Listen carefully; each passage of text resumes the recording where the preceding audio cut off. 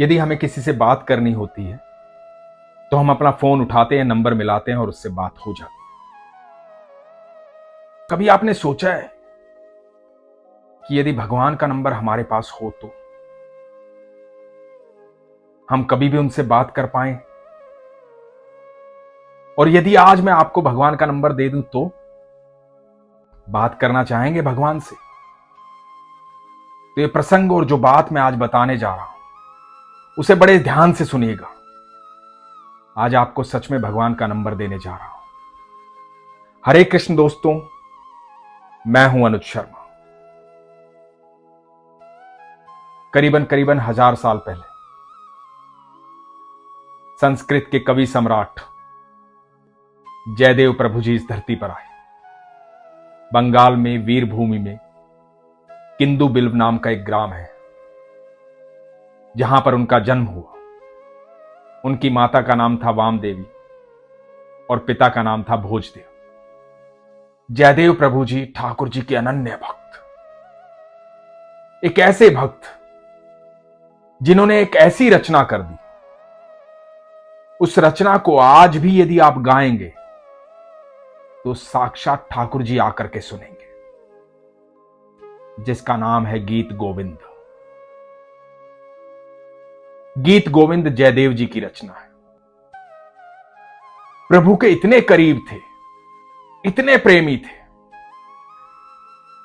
ईश्वर उनसे प्रेम करते थे। दुनिया तो ईश्वर से प्रेम करती है, जयदेव जी को प्रभु प्रेम करते थे। हुआ यूं कि जब वो 5 साल के थे तो उनके माता पिता बैकुंठ धाम चले गए। उनके पिता ने एक निरंजन नाम के व्यक्ति से कर्ज ले रखा था। जयदेव जी सिर्फ भक्ति करते थे, भगवान का भजन करते थे, उसी से उनका जीवन यापन चल रहा था। उनकी पत्नी का नाम पद्मावती था। जयदेव जी भजन करते, कीर्तन करते, भगवान की भक्ति में लीन रहते। समय बीतता जा रहा था। इधर जो निरंजन है, जिससे कर्जा ले रखा था, उसके मन में लालच आया। उसने जयदेव जी को जाकर के कहा कि देखो भैया जयदेव, मैं तुम्हारे ठाकुर जी और तुम्हारी राधा रानी को नहीं जानता, उनको तुम ही समझो। तुम तो हर बात उनके भरोसे चला देते हो, कह देते हो कि मेरे ठाकुर जी जाने, मेरी राधा रानी जाने। मैं तो इतना जानता हूं कि तुम्हारे पिताजी ने मुझसे कर्जा लिया था, मेरा कर्जा चुका दो ब्याज समेत। और यदि नहीं चुकाते हो तो मैं एक कागज लेकर आया हूं, इन पर दस्तखत कर दो, तुम कर्जा मुक्त हो जाओगे, तुम्हारा मकान मेरे नाम हो जाएगा। क्योंकि तुम तो विरक्त भाव में आ चुके हो। तुम कहते हो कि मेरे ठाकुर जी देखेंगे, राधा रानी देखेंगी। भैया मेरा तो पैसा गया है, मुझे तो मेरा पैसा चाहिए। अब तुम निर्धारित कर लो कि तुम्हें क्या करना है। जयदेव जी तो प्रेम में जीते थे ठाकुर जी के, उनको ठाकुर जी के अलावा कुछ चाहिए ही नहीं था। उन्होंने कहा कि ठीक है, आप ये घर रख लो और निश्चिंत हो जाओ, मुझे इस घर की जरूरत नहीं है। और जयदेव जी ने दस्तखत कर दिए। निरंजन जो है बड़ा खुश हो गया, लालची था, जयदेव जी को बेघर कर दिया। कह दिया कि तुम्हारे ठाकुर जी और राधा रानी थोड़ी हैं, वो आकर के थोड़ी पैसे देंगे। मेरा कर्जा उतारना है तो एक घर दे दो। घर ले लिया, उसकी मंशा पूरी हो गई। जब वो जाने लगा, इतने में उसकी बेटी भाग करके आई और बेटी चिल्ला रही थी कि बाबूजी घर चलो, घर जल गया, घर में आग लग गई है। बाबूजी घर चलो, घर जल गया, घर में आग लग गई है। निरंजन हड़बड़ा गया। जयदेव जी भी वहीं खड़े थे। निरंजन भाग करके अपने घर की तरफ गया। जयदेव जी को भी चिंता हुई। उनको तो हर जीव से प्रेम था, हर जीव की चिंता थी। वो तो समभाव में जीते थे। उनके मन में जरा भी ये नहीं आया था कि ये व्यक्ति मुझसे मेरा घर लेने आया था, कि ये व्यक्ति अभी अभी मुझसे कह रहा था कि तुम्हारे ठाकुर जी और राधा रानी को तुम जानो।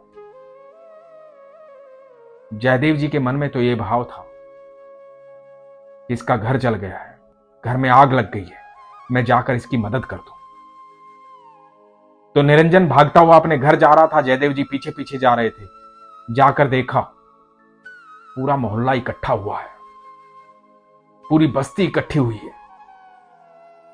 निरंजन के घर में आग लगी हुई है। चारों तरफ लोग देख रहे हैं, लोग जलता हुआ घर देख रहे हैं, तमाशा देख रहे हैं, तमाशबीन बने हुए। निरंजन बिलख बिलख करके रो रहा है, हड़बड़ाया हुआ है, घबराया हुआ है। इस बीच जयदेव जी चलकर निरंजन के घर में घुसते हैं, जलते हुए घर में। और जैसे ही पहला कदम निरंजन के घर में रखते हैं, आग अदृश्य हो जाती है, गायब हो जाती है, सब कुछ पहले जैसा हो जाता है। ये देख करके सब हैरान है कि ये कैसे संभव हो सकता है। और जयदेव जी भजन कर रहे हैं भगवान का। निरंजन जयदेव जी के चरणों में गिर जाता है, क्षमा याचना करता है, कहता है मुझे क्षमा करें, मैंने आपको पहचाना नहीं, मैंने आपके ठाकुर जी को पहचाना नहीं। उसके बाद निरंजन भी ठाकुर जी का भक्त हो जाता है। कुछ दिन के बाद जयदेव जी पुरी की तरफ चलते हैं। भगवान जगन्नाथ के अनन्य भक्त हैं जयदेव जी। वहां से अपने मित्र को लेते हैं, पराशर को, और पुरी के लिए रवाना होते हैं। जब पुरी के लिए रवाना होते हैं, भजन करते हुए, कीर्तन करते हुए, ठाकुर जी को याद करते हुए, तपती धूप है, मित्र के साथ चलते जा रहे हैं पुरी की तरफ। धूप बहुत तेज है, प्यास लगी है, इधर उधर कहीं भी पानी दिखाई नहीं दे रहा है, बहुत जोर से प्यास लगी है।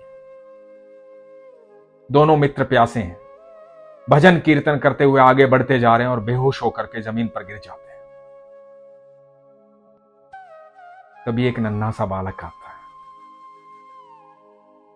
खूबसूरत बालक, मोटी मोटी आंखों वाला, घुंघराले बालों वाला। इधर जयदेव जी बेहोशी अवस्था में भगवान कृष्ण का नाम जपे जा रहे हैं, राधा रानी का नाम जपे जा रहे हैं, प्रभु को याद कर रहे हैं। वो बालक आकर के जल देता है, प्यास बुझती है, आगे राह दिखाता है। जयदेव जी को बिल्कुल यह होश नहीं है कि मेरे कन्हैया आए हैं मुझे पानी पिलाने। मग्न है अपनी भक्ति में, पुरी की तरफ बढ़ने लगते हैं। भगवान में इतने खोए रहते हैं, इतने खोए रहते हैं, पुरी पहुंच जाते हैं। भगवान के अनन्य भक्त हैं, सुबह शाम दिन रात बस ठाकुर जी, राधा रानी, ठाकुर जी, भक्ति में खोए रहते हैं। कवि हैं, भगवान के लिए भजन लिखते रहते हैं, कविताएं लिखते रहते हैं, उनका गायन करते रहते हैं। अचानक से उस भाव में डूबे हुए उन्हें दिखाई देता है कि सुनील पर्वत श्रेणियां सामने है, कालिंदी नदी बह रही है, यमुना किनारे कदम के पेड़ के नीचे मोर पंख लगाए हुए, बांसुरी लिए हुए, पीतांबरधारी, मोटे नयनों वाले, अनंत ब्रह्मांड में सबसे खूबसूरत, जिनके पूरे शरीर से अद्भुत तेज निकल रहा है,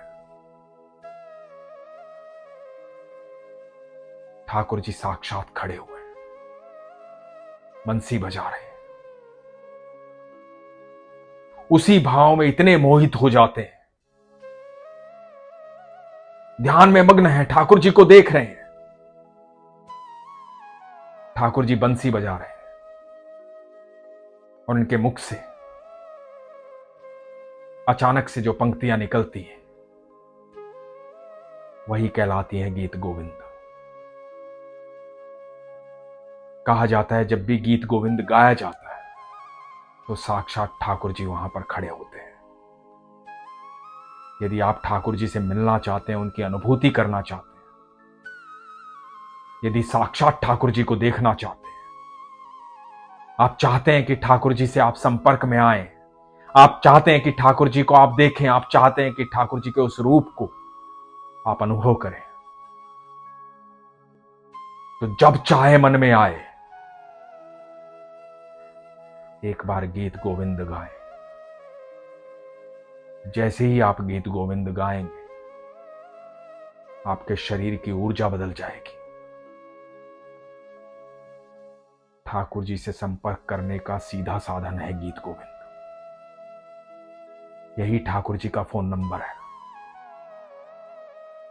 आपकी आस्था सच्ची होनी चाहिए, आपका विश्वास सच्चा होना चाहिए, आपका भाव सच्चा होना चाहिए, क्योंकि सरल भक्त ही भगवान से मिल पाते हैं। जब आप सहजता में आ जाते हैं, संपूर्ण विश्वास में आ जाते हैं, जब आप भाव में खो जाते हैं, किसी प्रकार की कोई शंका नहीं रहती है। जब आपको हर पल यह महसूस होता है कि मेरे ठाकुर जी मुझे सुन रहे हैं, जब आप सच में सरल हो जाते हैं, उस भाव में जाकर के एक बार गीत गोविंद गाइए और फिर देखिए कुछ ही क्षण में आपको ठाकुर जी की अनुभूति हो जाएगी। गीत गोविंद सुनने मात्र से आपके शरीर की ऊर्जा बदल सकती है। तो जब भी मौका लगे एक बार गीत गोविंद गाइए, सुनिए, आप वहीं पर ठाकुर जी को अनुभव करेंगे। और आपको ये प्रसंग सुनने के बाद जो अनुभूति हुई है उसे लिखिएगा जरूर, बताइएगा जरूर।